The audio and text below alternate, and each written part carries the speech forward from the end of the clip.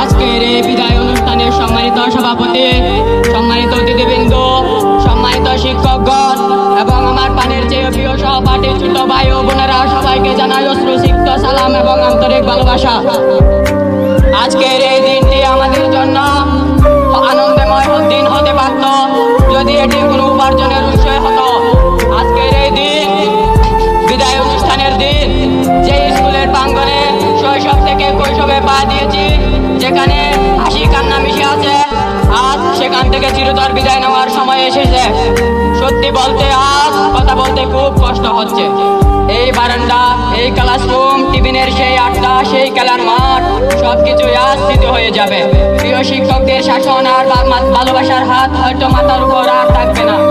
আমরা হয়তো স্কুলের সেই সব কিছু মিস করব। আপনাদের মনে অনেক কষ্ট দিয়েছি বিদায় বেলা, আপনাদের কাছে ক্ষমা চাইতেছি। বিশ্বাস করেন স্যার, আপনাদের শাসনে আমাদের আগামী পথের পথেই হবে। সহপাঠীদের সাথে কাটানো প্রতিটি মুহূর্ত আমরা মিস করব। টিফিনে ভাগ করে খাওয়া, একসাথে বকা খাওয়া, পরীক্ষার আগের সেই টেনশন হয়তো আর হবে না। সবে এখন ডায়েরির পাতায় বন্দী হয়ে থাকবে।